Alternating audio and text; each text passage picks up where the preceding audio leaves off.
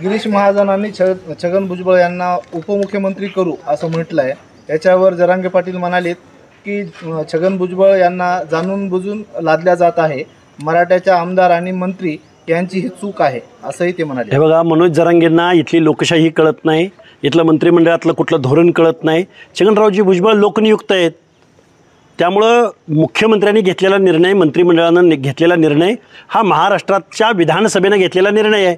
त्यामुळं जरांगे हे लोकशाहीचा अनादर करतात, खालच्या भाषेमध्ये बोलतात, मुख्यमंत्र्यावर खालच्या पातळीवरती टीका करतात।